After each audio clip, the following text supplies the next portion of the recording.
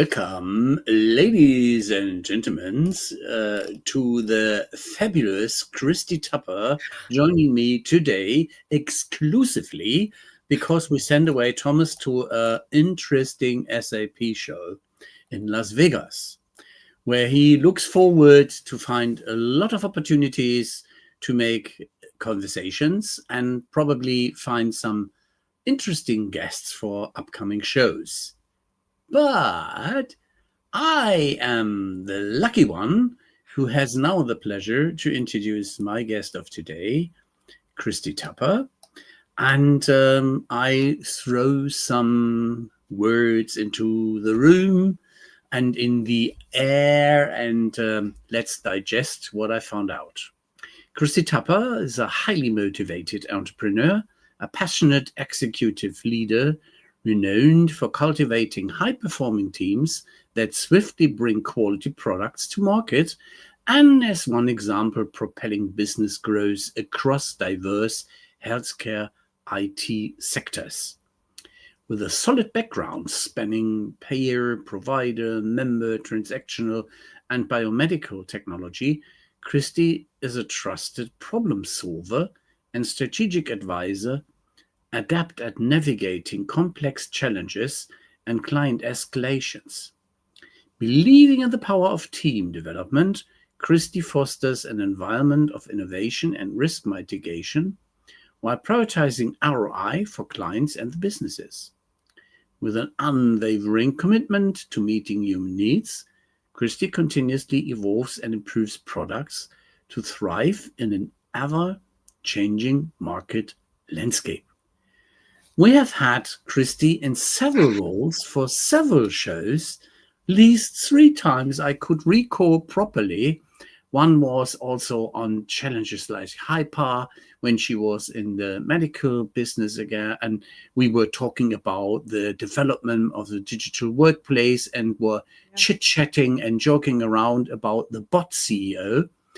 And in these different roles and topics, we now have the pleasure with her as an empathetic and knowledgeable expert from her role as the founder and owner of OpenConcept. We love to learn and discuss how AI is delivering advantage in the area of smarter growth and where we and the audience might get smart benefits. Welcome, Kristy. Well, thanks, Ralph. And I think I'm going to have you write my book. Hallelujah. Or at least the the cover or whatever where you put your about me. Yeah, you got it. So I'm afraid you do not want to add too much. No. That was probably more than I would have written myself. So good job. Thank you very much. Coming to that one, it is always a pleasure to chit-chat before the show a bit.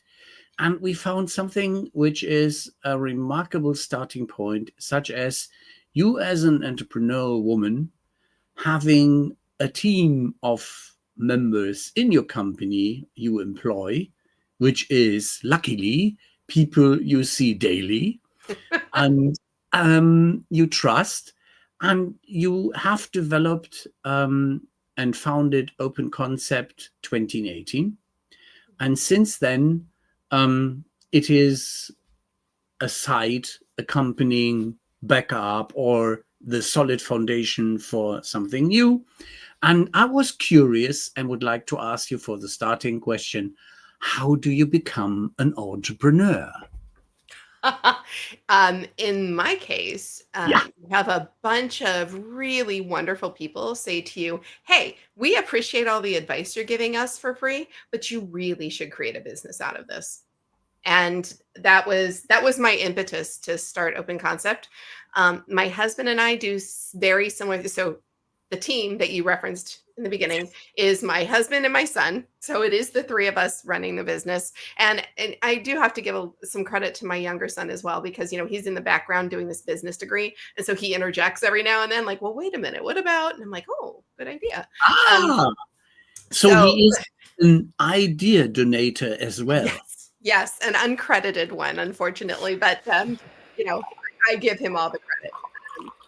Yeah, it is my husband and my son and I, and we run this together now, and it is my main squeeze at the moment. So we're really leaning hard into some things. It is an honest word, always a good starting point. Me as a solopreneur, and I know exactly a solopreneur with a network can be a lot of fun, but it has its challenges. It does. So, talking about the first challenge is one of the last talks we had with Clint Oram when he was on the move, leaving Sugar CRM and starting something new. He was idea ping-ponging with us that he wanted to get in some stuff with AI because this was fascinating him. And we had some quite deep conversation and reflecting about that the kids these days are in two, let's say, different positions. The one which embrace AI full-heartedly, and the others which are afraid if they do too much AI, they forget the ability or might lose the ability to think by themselves, or that they have the unjust feeling that they are cheating. How probably that is too much to approach in the direction of your son if he is on working still as a student on his master's degree, that he has some challenges like that. Is he from position one, I embrace it, or from position two, I'm very careful and thoughtful about utilization and proper usage? That's a really good question. So my younger son is the one, he's still pursuing his bachelor's. He graduates in November. And honestly, he and I have not talked about it a whole lot. And what we have talked about, he is in favor of using it to assist. My older son that works in the business with me is a little bit different story. He will see something I've done that we're putting together, and he'll say, "Hey, can we do this a little more from scratch next time?" Okay. He's good with using it. He uses it all the time. But one of the things that he is concerned about is that it doesn't have enough of our voice, or he wants to make sure it does. And it's interesting because one of the things I say to him is, look, the AI will spit out what it spits out, and you can't lift and just use that. But you also can't take the first thing you get out of it either.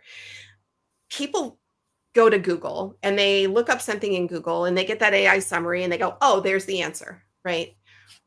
And that may or may not be right, by the way. Always do your homework. But when you're working on something with one of the AI LLMs, and like, for example, ChatGPT, if you're working on something with ChatGPT, it's not a, "Hey, what about this? What should I do?" It is a conversation. It is a long conversation that is well thought and well prompted in order to get the information out of it in the way that you want. And then you have to take it and massage it. So at no point in time do I ever throw anything into an LLM and say, "Hey, what's the answer?" And whatever it gives me is what I do. Never. And in that sense, entrepreneurism is never going away because AI is not going to replace what you as a human can do. And I have a dear, dear friend of mine. She's in learning and development. She's a speaker and a coach, and she's absolutely amazing at what she does. And somewhere along the line, she got this idea that AI is just going to replace what she does. And I looked at her and I said, "So you're telling me that that computer is going to stand here and coach me in what I'm going to say in my next speaking engagement? Because I don't think that's going to happen." And well, she's like, "Well, no, not that." But I'm like, "No, there's no buts about it. Like, you have to learn how to work with it and use it. Yeah. But it's not going to replace you. It's going to be like," I I love the example where when I was a business analyst and I was set on 4 projects and I had to do requirements gathering and research and ideation and synthesize all of the documents I had, and I always really wanted a business analyst to help me do that, right? Like I'm one person and I need somebody to help me do all of this stuff. It's kind of like that BA team that you need that's going to go off and do some of that stuff for you. But when it comes back, you better make sure that what it's coming back with is right. The tonality, your voice, as you described it, is something which is very important. That is what I find by hardcore users. And one of my best examples from my end is the managing director of a German CRM company. He really hardcore uses ChatGPT in a quite expensive version to do a lot of co-working, reflection, and idea generation. Mhm. And he says the thing is so stupid, it forgets nearly everything. I trained it 3, 4, 5 times, so he should remember that stuff. And the idiot is forgetting it. That is a disadvantage. When I accept that it is like that he has flyaway memory and he's not properly to be trained, challenge might be that he has to train it on his own premise, on his own machines, and not in the cloud. Yeah. But if you are still a cloud driven user, you have to go for that and make some simple memorizers, learning prompts to get him up to speed again. Yeah. And then he can do quite a good job. And we had this, what you said, conversations. I was sitting with him in a meeting room and we chit chatted. And then he said, let's ask ChatGPT on that topic. And then we had a discussion point.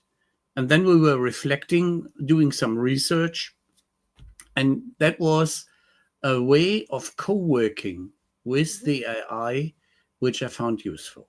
Now, Yeah, it what is, take on especially that? if you're a solopreneur, right? And you can't afford, nor do you have a team. He has a team out of around about 100 people. Okay. But the stuff is the number crunching stuff he is doing with one colleague. With another colleague, he's doing some creativity stuff and driving his sales team, a lady, a very powerful woman. And she has a very clear concept. And in between these, he has to have some fun because he is very driven on Sure. making the digits. Even in his own role, if he's a managing director, he still loves to go outside to customers and give straightforward commitments such as, okay, my salespeople wouldn't have committed this, but I'm the managing director. I can commit to do that job for that amount of money in that time. Full stop. We Yeah. make it happen. You want Yeah. it or leave it. Yeah. Right. And what do you consider AI these days? Because we have started in that ping pong already. Is it a helper? Is it a job enabler? Is it a job transformer? Is it a job killer? Do you have a definition for yourself of AI you use and like most for explanations, probably towards your customers? So what is it? I think in some ways it's all of the above, with Ah, a de-emphasis on the killer. okay. I think it's definitely an enabler, Yeah. right? It has more access to information than I will ever have in my. It's got a whole internet's worth of information. I I can't find all of that, and I could spend hours Google searching and pulling all of the pieces and figuring out which ones are right, which ones are wrong, which ones are current, which ones are old. So it has access to so much more information and the ability to pull it all together than I do. Um, I think it is a job transformer. I think it transforms jobs in that if you use it in certain ways, and this was one of the things we were building at Mamba, right? Is it does the mundane work so that you can focus on what humans do best, which is creating, being the idea person, making sense of what it's telling you, right? Um, AI is great. Use it for what it's best at. Use it for taking meeting minutes. Use it for synthesizing all of the data across 4 or 5 different reports. Let it do that stuff. And then it's up to your interpretation to use that information. So, yes, it's definitely a job transformer. Um, is it a job killer? I would say there's going to be an interesting challenge Which, because as a business analyst, I may need 3 or 4 junior analysts yeah, to do some of my legwork for me. Now I don't really need them because I can get a lot of that legwork done already with the AI. And I might have one that then reviews what the AI does for me, all of the synthesis and analysis and gap identification and stuff like that. But those other 2, there's no entry level position for them now. And this is one of the things they're worried about in the coding world, right? If I can go to Claude Code or Cursor or something, or put something in and say, hey, Replit, hey, code me this, and it spits out the code, that's great. And you can pick that up and you can drop that into something. Here's the challenge: you can't debug it if you don't know how to code. aha, And the job that the AI is doing by spitting out the initial code is the job of a junior developer. But if we don't need the junior developer to do that anymore, and we need developers to focus more on debugging and doing the hard stuff and pulling things together that AI can't do yet, and understanding the entire code base and how things are intertwined and all that kind of stuff, but you don't have those higher level senior developers, mid-level developers anymore because you didn't train them as juniors. So I think we have to be really careful that we don't eliminate the entry level positions because we yeah, have AI. I think for me, the right mix is, okay, let me hire 2 or 3 junior developers and teach them how to use the AI and make sure that they understand how to debug that code. Great, Sam. You did the code with Claude. Now, tell me what every single line does. ha, yeah. But knowing people, for instance, game developers or scenario developers for gaming in Costa Rica, which were not so fond of doing Fiverr-driven work, Mhm. as it is cheap slave labor, so to Right. say, Yep. that they said, if I find an appropriate way, they know coding, they have a clear perspective, but they wanted some assistance. Mhm. So one of my friends then said, yeah, well, I tried an experiment with it, but I was not happy. It's 2 years ago. The development has been fast, but we have not a regular contact. So I hope that he found a way that he can utilize the AI as a co-working um, supporter. Right. And I very much take the aspect that doing a lot of work, you could use some assistance, but you have to have juniors still, Yes. because if there are no juniors, there won't be any seniors any longer. Right. And there's you learn a lot when you're in the trenches, Yeah, right? yeah, I mean, back in the day when I was an entry level business analyst, that was back when you measured the quality of your requirements by the thud factor. When it hit that table, if it went boom, you had a great requirements document. That sucker was 250 pages long and you did your job, right? okay, And it's not like that anymore. We know that that was not the right approach, right? Because quantity does not equal quality. But by the same token, I learned a lot creating those 250-page requirements documents. If nothing else, I learned the value of acceptance criteria and how to really write it well, because somebody's going to have to come along behind me and write test cases. And it's funny, I had a job recently where, sure, we did a lot of testing and we still had defects. And it's like, well, all of these things are just things that we never caught. Well, why didn't we catch him? Oh, wait a second. I see the problem. We aren't doing negative acceptance testing. But back in the day, when I wrote those 250-page documents, you had to include negative criteria. Yeah. Otherwise, you were going to miss those edge cases. So you learn a lot by being in the grind and really having to churn out a lot of information. So yeah, I fear that people are just going to think that it's a replacement, and it's not. And that'll burn itself out, right? Because as soon as they start using just what's output, and the output they find is wrong, or I just did a pitch deck for something, and I was working with ChatGPT, and I was working with Claude, and I was working with Gemini on different areas of this pitch deck.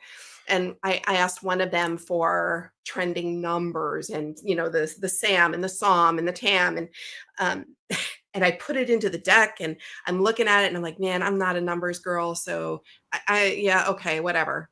My husband took a look at it, and he went, "Your numbers are wrong." And I went, "They are?"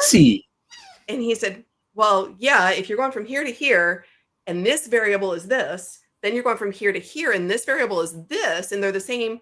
Yeah, you're wrong." I said to him, "Okay, can you fix it?" He's like, 30 seconds of a calculation on a napkin. He's like, here are your numbers. So you got to check it. It's not going to give you the perfect thing every time.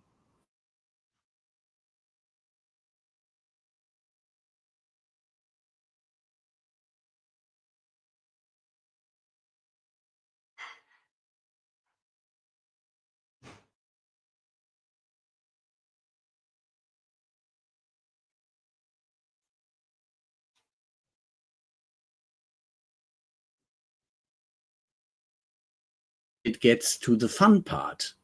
So, Kristy, did you hear anything? Because I lost my internet connection. I did not. I just sent you a message and said, "Are you frozen or am I?" Well, the thing is, I better watch the private chat. Yeah, we both had an opportunity to get a bit frozen, but it is depending on my underdeveloped country infrastructure in Germany. Challenge we had recently that even Thomas in the United States on his new lovely home was a brilliant sight to see, a pool and all that stuff. If somebody hits the cable, you are gone. Yeah, that's true. That happened last show. So we are grateful that we still have a connection that we recover. Thing is, number crunching. That was the last thing I took with. And that I wanted to add that I have 3 sons. And one has been working with BCG, is now with Artefact in the Netherlands. The middle one is right now on an Erasmus stipendia in Lisboa, in Portugal. And there he is adding one more language. He is already fluently speaking 6. Wow. And one of them, which is not fluent, is Japanese. But he is challenging himself in stuff which is, well, I wouldn't do it. And I always keep driving him, become a teacher like you plan for sports and languages. Your Spanish, your Turkish, your French, your English is fabulous. So German you should manage as it is your native tongue, but Portuguese, oh my goodness, this is like you have something with your throat. Yeah, you must love this. And he said, it is like these people are very driven by effectiveness. They forget to spell out some words and make some guttural sounds. Yeah. And that combines then to a full sentence. I said, okay, if you say so. Now, he can combine sports, he can combine lovely landscape, good weather, and learning and meeting a lot of new people. So these are 3 aspects. And the third one is in social work. After he finished his studies, he is working in social work with people which have been or need attendance in the way of former drug addicts which are going back into life. So that is 3 different stories, but all 3 use AI. All 3 are challenging themselves with the proper utilization. The one which is in the Netherlands says, I would like to become a real good data analyst and data scientist. So I know my Tableau and I know my other stuff, but from time to time, I'm questioning myself where AI could be useful.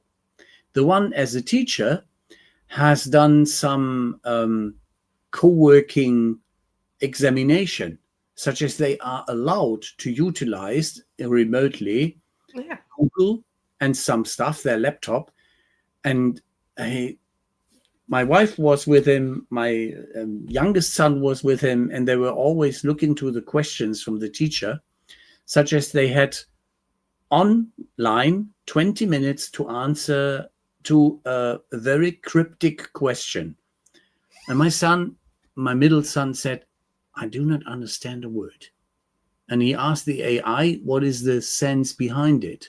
After that translation and solving that riddle, he was capable of doing some stuff and getting his own thoughts on the place and on the run.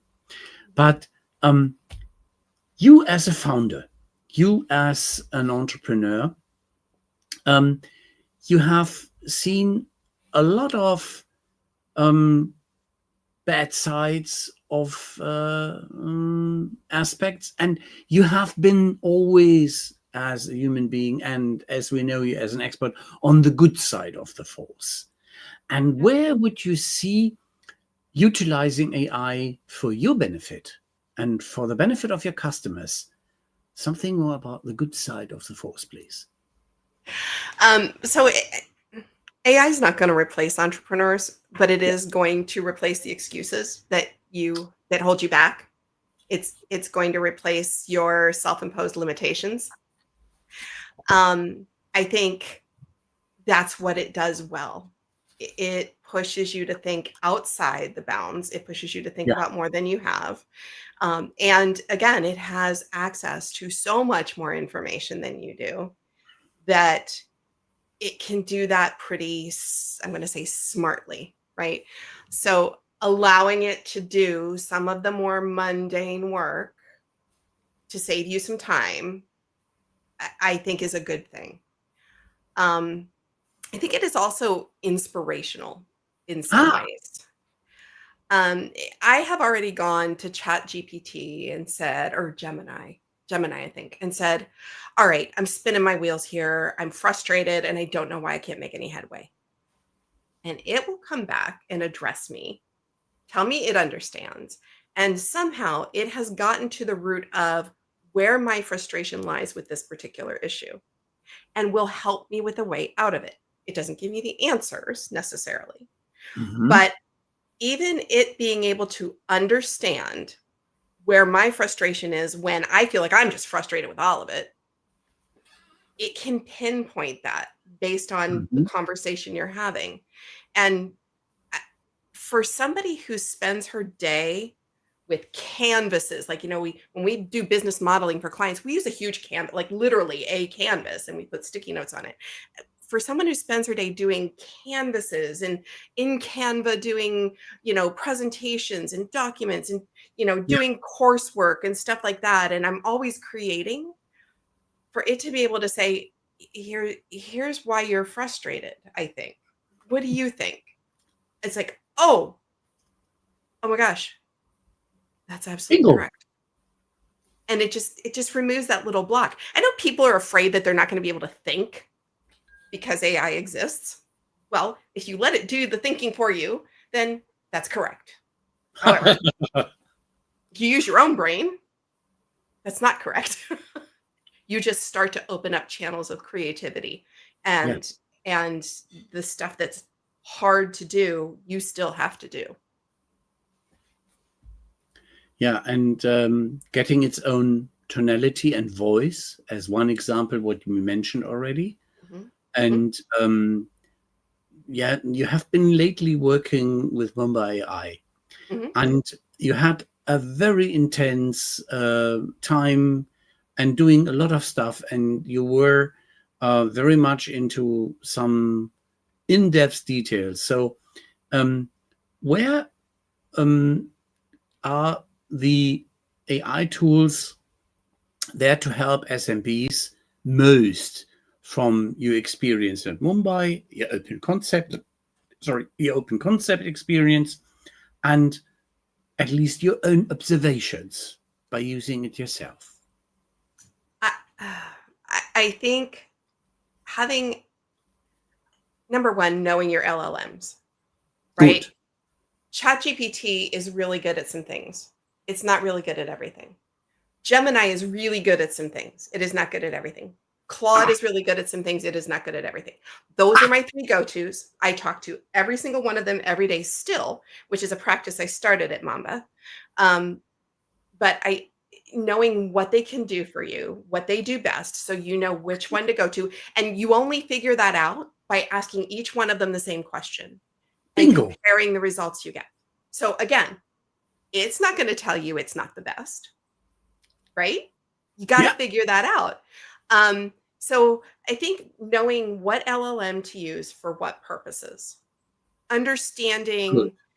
understanding chat gpt a little bit more and creating your own custom gpts.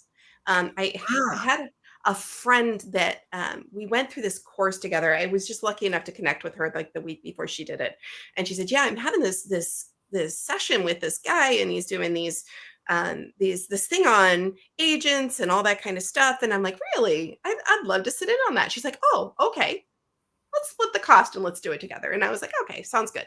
So we did. And I learned how to create custom GPTs for things that I might actually need to use it for. Like, so custom GPTs you create. yeah. How do you keep them learning and not getting dementia so that they forget everything again? Well, so I will say this for Chat GPT, it has come a Okay. long way. So Oh, even today, when I open up a chat and I start a new conversation, it is remembering things I've already told it. Now I'm using five. So not everybody has gone to 5, I think, but yeah, I am, and it's remembering what I've told it in the past. good. So when it comes to the custom GPTs and knowing exactly what you want that for, I'm sorry if you can hear that dog. Um, I would like to see the dog because I'm used that Loki, Thomas' dog, is regularly giving us some advice, very valuable. And we know that that dog is not artificial intelligence. Yeah. Right, and neither in fact, we sometimes question whether she's unartificial intelligence. Because she just barks and barks and barks. Anyway, I apologize for that. No Um, problem. We love vivid conversations. she's vivid, all right. Thank you. I appreciate that. My son just came in and rescued me. So I don't even remember what we were talking about. We were Oh, talking about the appropriate use, and you have already one of our fans with you, such as Jürgen, who was having a show with us on the topic useful stuff, things mhm. which create value, and how to appropriately utilize, and sharing some good stories from Germany on that one was one of the topics. And so the saying is simply, knowing what to use for what purpose. I couldn't Yeah. more agree. Yes, Jürgen, right you are.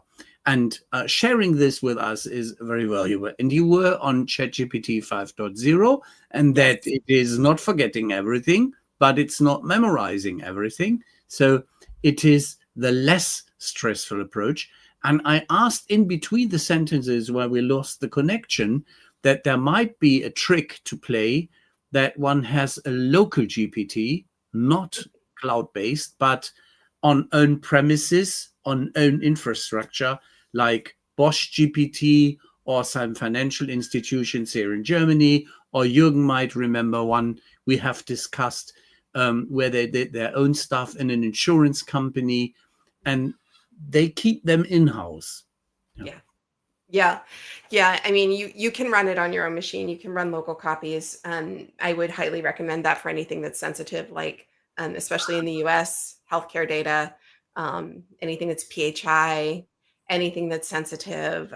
Yeah, I don't I have not dug into the security enough yet to know exactly what I can and can't do with it. I do know that I have accounts on the ones that I share anything even remotely proprietary with. And that way it's that paid version that kind of keeps that proprietary nature intact. So you are no longer giving me the answer, hey, baby, most of the stuff is free, use it, which was one of the best things I recall from our last conversation, that Mhm. you were smiling at me and said, try it, it's for free. Yeah. And you still can. Yeah. And then decide on what to pay for. Yeah. Right, right. Um, and I think your initial question also was, well, Mhm. what tools do you recommend? What helps Exactly. small businesses a lot? And you know, I am an I am an advocate of AI native in your processes, in your products. If you're going to use AI, use something that hasn't bolted it on.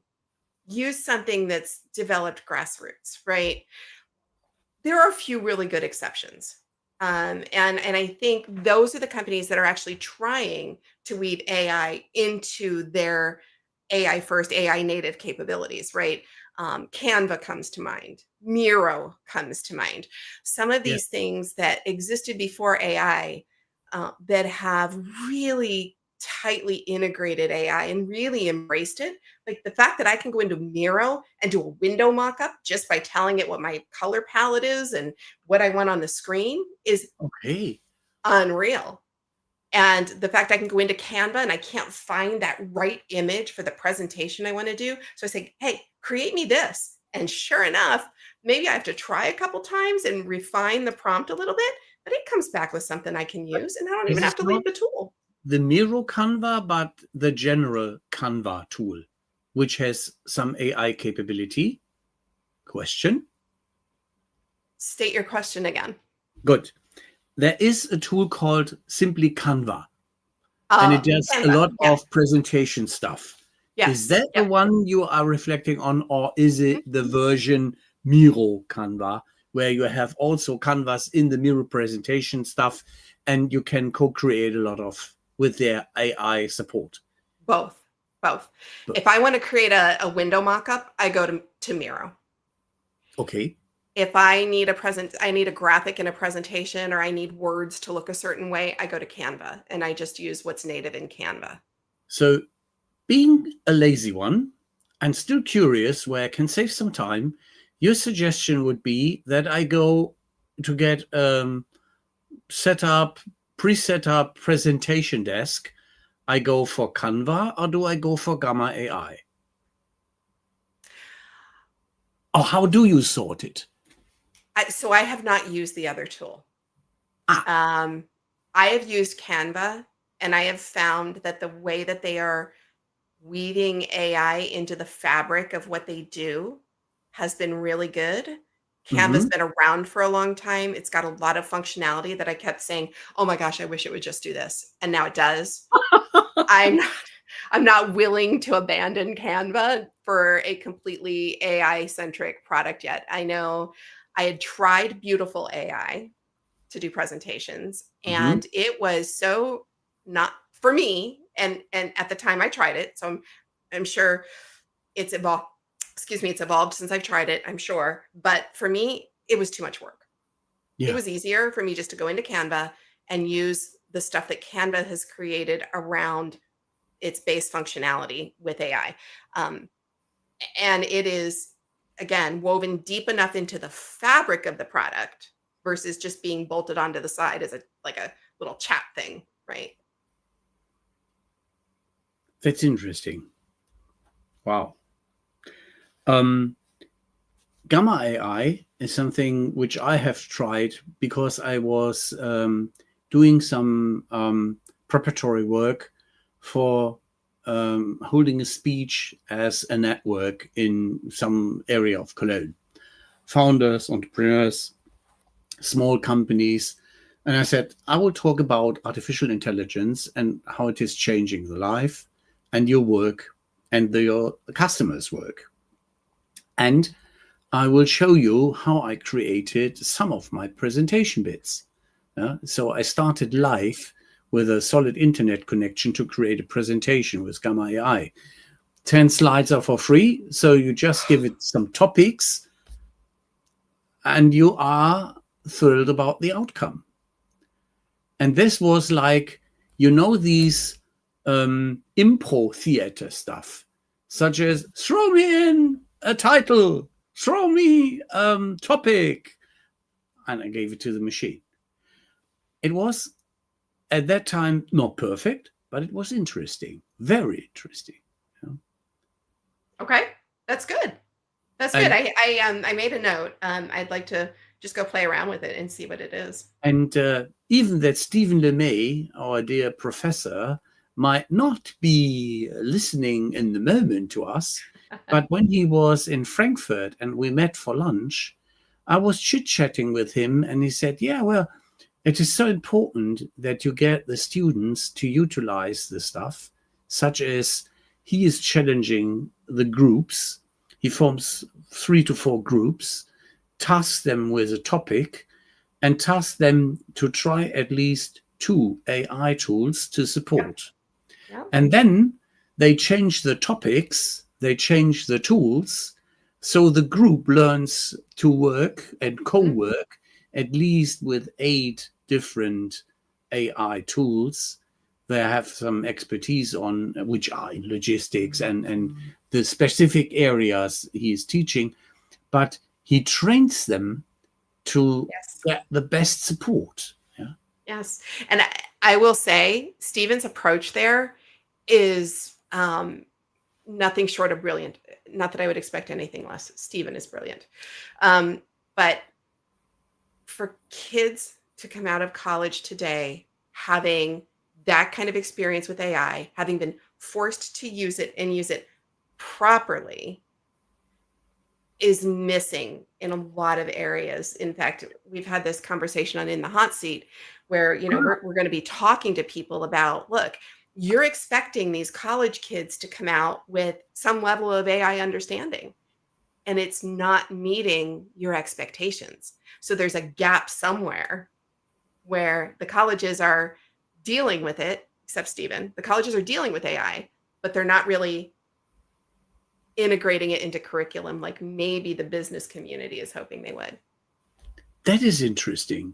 So one should get it into the curricula and make the approach Stephen is doing as a practitioner, such as I train them by challenging them in a positive way, and I make the whole group mingle and think about it and try and learn. Yeah. Yep. Absolutely. Absolutely. It's a great approach.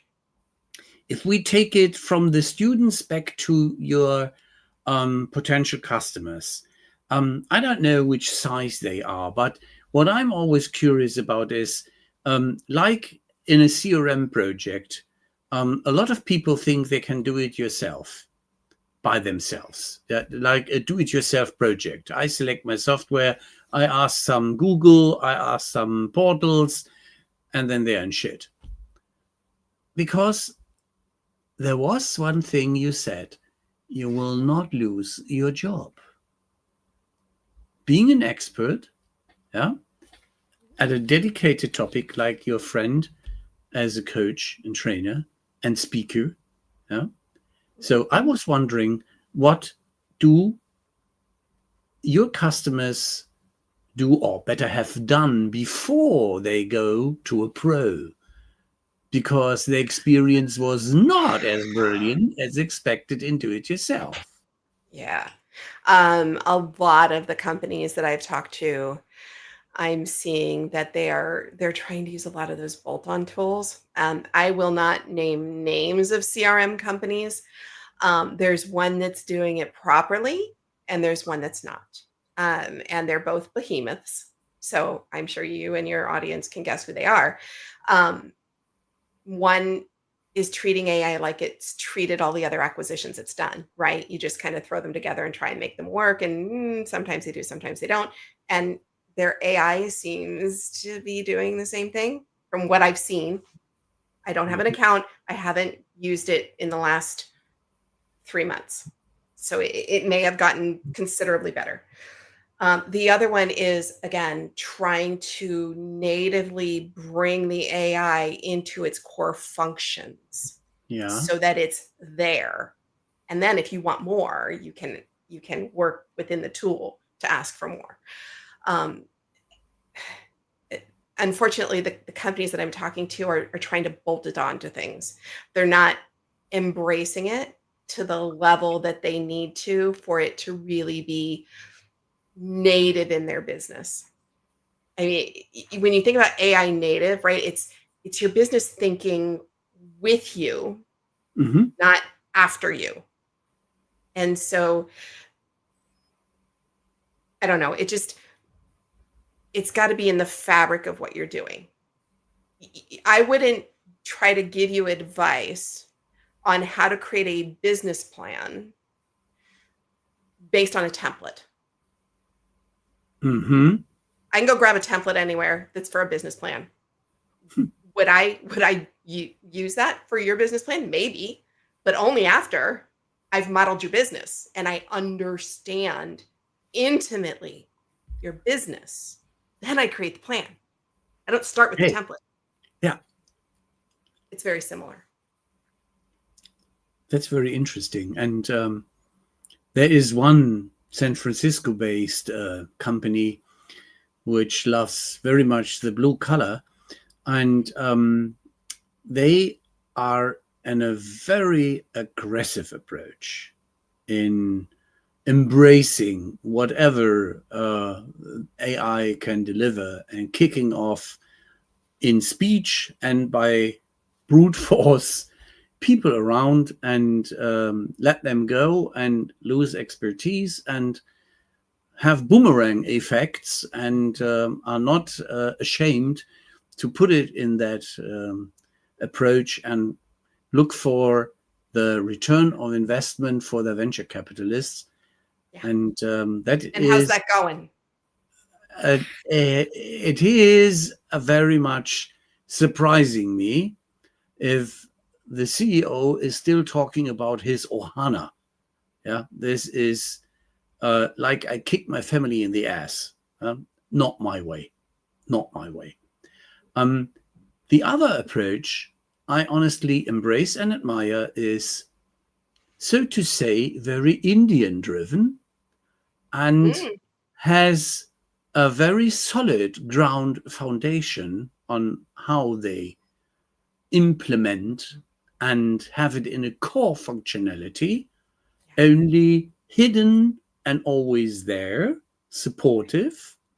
And if you need some more, you go into dedicated areas and have smaller setups on focused tasks. And as they have a very clear, fair priced, honest, low budget approach in different colors, so to say, you can create a flower bouquet from a starting point to a mid point to a full-blown cafeteria environment, such as pay once, eat all you can eat, and have fun. That is something which I found extremely convincing.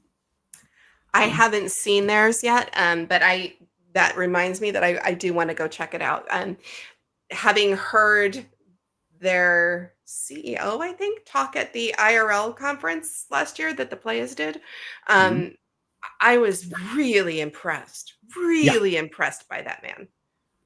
And now guess that these two brothers have changed roles. The one you might have seen and where Thomas and Marshall have been in February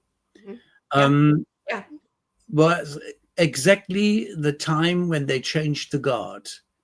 The one became now, as the former CEO, the man who is driving the AI development. as he said, this That makes is sense. so important and is changing, game changing, life changing, the enablement of our existing and potential customers, that I change roles with my brother. He is becoming the CEO and I become the chief technologist just for the AI topic. Yeah. That does not surprise me. I had no idea that had happened after IRL, but I said I was impressed with him, and this just supports what I thought. Um, so I do need to get back to their product a little bit and just take a look at it, and see what they've done with it. That it doesn't surprise me a bit. Very, very impressive people. And it is, to my positive reflection, as I have been on an event from them in Germany recently in Mainz in September, that they localize very much their speech, their approach, and their delivery to Mhm. the region where they are, Yeah. and very much embrace the attitude, still being humble, even that they are a multi-billion company. Right. And that is honest talk. Yeah. And I love sustainability, honest talk, and no kick-assing my Ohana. Full stop. Yeah? I have to say yeah, when I say impressive, it's all of those things. Yeah. The honest curiosity that that Yeah. gentleman had of Yeah. everything that was going on around him and on the stage was just like, I didn't know the company before that. I went out and I just kind of looked around a little bit at them after that. But yeah, I'm not surprised, and I think that's amazing. Good for them. What I found extremely convincing is, yes, if we need a glass palace, so to say, we can build one, a nice featureable tower as a headquarter. Yeah, but I want to make an impact. So the US headquarters, being in Texas, being on farm ground, buying some farms and Yeah. getting the people there to have a very natural environment and giving them some time also to grow their own stuff. Oh my gosh, that's so cool. That's so cool. I was really envying my dear friends when they had the opportunity to meet and greet the people there, as that was something very, very, very special and unique. Yeah.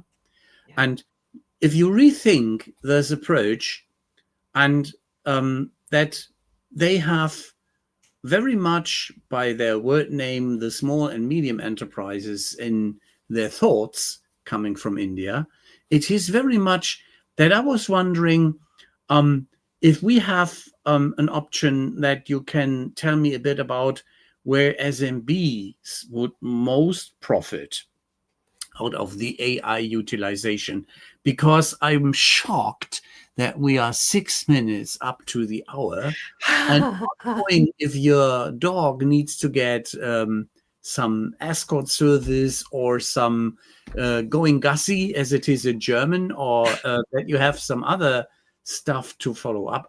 I don't want to go too much over our 1 hour, but I'd love to add some more aspects what we have prepared. Sure. I think some of the places that, and it's actually, I thought it out and I wrote it down and then I saw you had it below. But I think it's actually a lot of the things that, to start out, right? So just get started with it. Just figure out how you're going to use it. Things like content creation. Mhm. And again, it's not going to come out perfect and it's not going to come out exactly as you use it. And you're going to have to really have a conversation around whatever you're creating content for. But start with content creation. Have it help you write a blog. You know, uh, if you're in a big enterprise, you've got people who write blogs for you. You've got blog writers, you've got a marketing team. SMBs a lot of times don't have that. They've got a couple of people who do their social media and who do marketing campaigns and go to market. And I worked at one company where the marketing team did all of the RFP responses, right? They don't have time to do all of the content creation that you'd want them to. So I think, let it help you write some blogs, get a feel for it, figure out where it can do the best. A lot of people say customer experience and chatbots, and I cringe. Chatbots only work if they imitate a human behavior Ha. that is full service.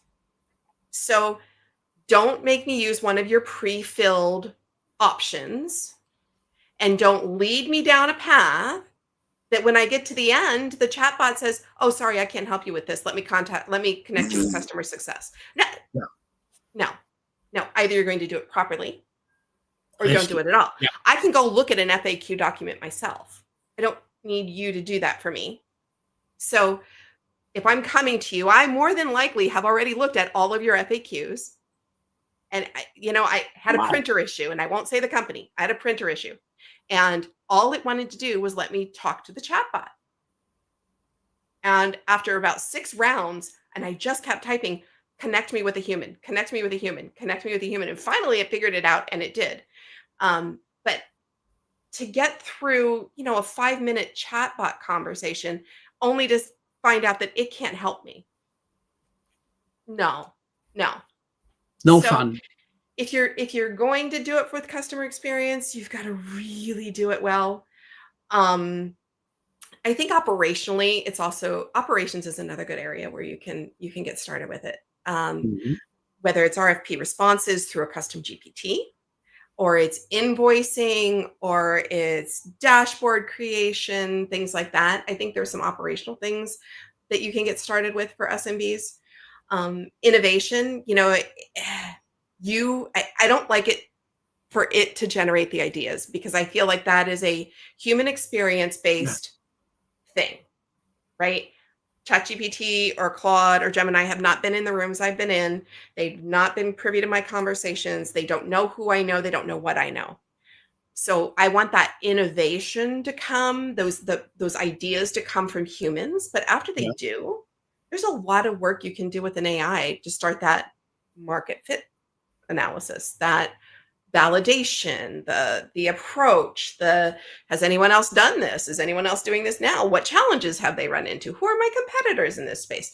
You can start to do that to an extent. And I think that's a great place for SMBs to start. Great. And one of the things you do for a living is grow companies. Such as you made a very interesting comment on how does it enable smart growth and might outsmart the mid-size or larger organizations. And I'm focusing exactly on that answer here. As you are in the same document, Mhm. I would love at least to have something of the aspect of spending money and some aspects of if you grow too fast, like burning on two sides of a candle. Right. Yeah. Up to you, please. Yeah. It's so you'll hear the buzzwords. It's not acceleration, it's amplification. Our Okay. company's answer to that actual statement is we call it growing by design and not by default, right? Ha! It Yeah. is understanding where you're at today, Yeah. what all of your KPIs are, or even the relevant KPIs, right? And where to put your money going forward. If you are making 48% of your revenue through services, and you're making 49% of your revenue through products, and in that list of products, it is heavily skewed to 17, and the tail evens out down here at this tiny little bit for the last 2 products, guess what? Those 2 Hmm. products are not something that you want to continue to invest in, right? So the analysis, AI does a lot to help you with that kind of analysis. And I would go so far as to say, as much as I am not a huge Microsoft user, Copilot user outside of Microsoft products, let me rephrase that. I am not a huge Copilot user outside of Microsoft products. Yeah. Inside of Microsoft products, where I have a spreadsheet that's got 2 years worth of somebody's sales data, Okay. Microsoft Excel is really good at this and points out all of the different things that maybe you should be looking at. And especially if you prompt it appropriately. Aha. So I think there's a real potential for AI to help SMBs understand where to invest their money and where not to be throwing good money after bad. Wow. I have an example from an Austrian entrepreneur who is challenging Gemini for appropriate travel planning. He had a lot of fun, but he didn't trust the system because it was always delivering very, very convincing shit. Yeah. He said, it looked nice, it looked to the point, and then I rechecked and I said, that connection is not existing. I would have loved to take that connection, but what the heck if I tried to book it?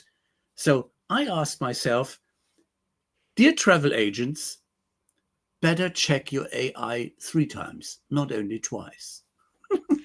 Yeah, I have a dear friend who's a travel agent, and I will tell you that I am on the side of if I'm taking a big trip, if I'm leaving the US and I'm going to Italy or Germany or Japan or wherever, I'm working with a travel agent. And now, if she screws it up because of AI, that's on her. She's got to fix it for me. But I am not going to do that.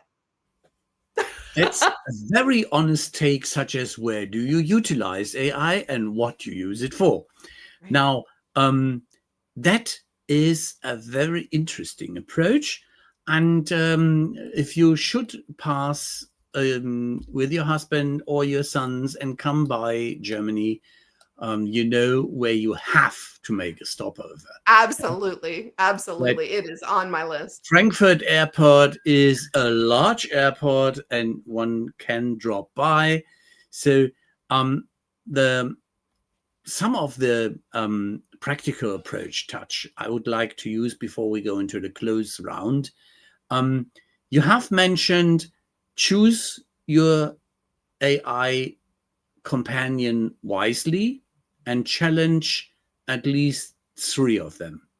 So if I would ask you for the cost-free or freemium products, which ones would you name today? So I use the free version of Claude even today, and it's very, very good. We, for our business, use Google Workspace. And so Gemini is paid through our Google account for our company. And I tend to use Google a lot for some deep research. Yeah. And that is paid. And I think that is a paid feature, the deep research. Yeah. But it's incredibly good. Incredibly good. And it spits out a lot of results. In fact, it spits out reports of things that I then feed back into Gemini and say, hey, tell me what this is about and tell me what this says. Give me the bottom line, and it will do that. So Claude, ChatGPT, I still use the free version of, but I will likely, or no, I'm sorry, I pay ChatGPT. I have the lowest subscription on ChatGPT. Paid program. Yeah. As you were mentioning, 5 would not go into the non-paid. Right. And then, things like every now and then I will use Perplexity. Perplexity is really good with deep research. My husband will bounce things off of Grok. And I hate to admit the fact that Grok's actually pretty good, but I just, out of principle, I don't use it. But it's actually very good at what it does. Why don't you use it? Grok. Why? Yeah. I not a fan of its origins or Okay. where it's held. Um, it's an X product, and I'm still smarting from the change of the name Twitter to X. So Okay. I Yeah. um I I don't use Twitter anymore, or X, or whatever you want to call it. And Um, so using Grok so, rubs me the wrong and way. so that you do not burn your tongue or fingers, you probably think like some other people, Zuck sucks. Yeah. And the new kid in town, which has better been keeping flying high with his rockets and driving his electro cars and not touching that business, would be also a smart one.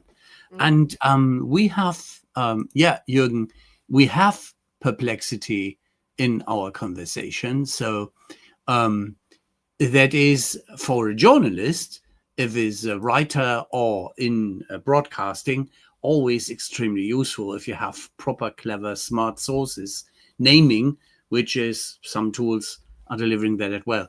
Um, the ones you spend money for, you have mentioned as well, Mhm. and leaving the area of the ones you do not like so very much. The approach to closing of the hour would be the final and famous last words for this hour with Kristy Tupper would be the answer to the questions. What are your 3 suggestions for an SMB to start with AI? And what would be your most favorite tool set up, free and for money? As I am afraid we have touched it already to a certain degree. And it is also interesting that one of our audiences, such as Udit Brother, is mentioning that on our friend Jürgen Frisch, that they are on the same track, that they have a lot of benefit in perplexity. I agree. Working in a network with Trovarit, as I am a member of this, that was also an interesting aspect that I found out. The paid version they utilize for professional work is also the specific AI perplexity tool. And now we have in our fan community our dear friend from last time, Ray Asuncion. I try to pronounce it Spanish even. I hope you're not taking this on the wrong side, Ray. I enjoyed very much the aspects on security. And yes, we have not touched the security aspect, which is one, as a small company, one should go for as well. So I make up that I stole the famous last question, some of the aspects, but please go forward and answer your 3 suggestions for the SMB, adding value to what you have already said. I think the 3 main things that I tell SMBs when I work with them is a lot of them are resistant. And guess what? Your competitors are using it. So either you get on board or you get left behind, because you can't keep up with competitors using AI if you are not also using it. So that's rule number 1. Number 2, never assume it's going to work. Never assume AI is just going to do it for you. You have to learn how to work with it, how to prompt it, how to refine it, how to continue the conversation, how to validate what it's saying, how to make sure that in the end that whatever's coming out of your mouth or out of your fingers and online is attributable to you. So do your homework. And just to remember that it's not going to replace you. It doesn't have the context. It doesn't go to the same meetings or the same networking events. It doesn't know what you've talked about to whom and where there are synergies that you find common ground when you build business relationships, right? It's an admin. Use it as an admin. Cool. That was as the speed of light. It was that I was afraid we wouldn't have enough prepared stuff to ping pong. I can throw all my doubts away, such as you blow all the doubts of that out of the water. And I loved that conversation very much, Kristy. Me too. Me too. Thank you. Thank you. This was fun, Rolf. It's always good to talk to you. And the next time we will have our dear friend Thomas with us, and I hope you are envying us for that fabulous hour we had. And we won't envy in the moment your interesting sponsored event in Las Vegas, Chinese Letters Company from Germany, where they talk about commerce. And I hope you have some good conversations, because that's the real thing. Humans creating special moments one loves to remember. And there we come to at least one I have to throw into your direction, such as empathy and compassion. I have my doubts that the Thomas topic, if it looks like a duck, if it walks like a duck, if it talks like that, it is a duck, even if it's an artificial duck. Yeah. That's awesome. Even if it's an artificial duck. I like that. Yeah. Thing is, do you see there, out of your medical background, where are the limits in empathy with AI and compassion? That's a whole new discussion. The topic of AI in medical environments, in patient-centric care. Yeah, we could have a whole other discussion on that. Would you like it? I would love that. Wow! Then we have an appointment, ma'am. So now, going to the wrap-up part, which I nearly forgot out of my enthusiasm. That's your CRMKonvo for today. This hour and a little plus flew by. To our guests, thank you so much for being with us this week. Thank you for the audience with some vivid comments, praise from Ray, some additional challenges and questions and comments from Jürgen and some other people, which I have not, as they wanted to advertise their own business into our screen, which is don't do it with me. I would like to thank you, Kristy, very much for your time and insight. It was fabulous. My pleasure. I had a great time. And it was extremely valuable to those which are probably on the run and the checkup, what to go for next try, and probably buy an artificial intelligence-based supporter. Now, tune in next week when we dive into the frictionless organization with our guest Bill Price. And I would be surprised if we will not have a certain touch to AI as well. Ladies and gentlemen, it was fantastic. Come back next week, Tuesdays, same screen, same time, wherever you are. And now we go backstage, Kristy.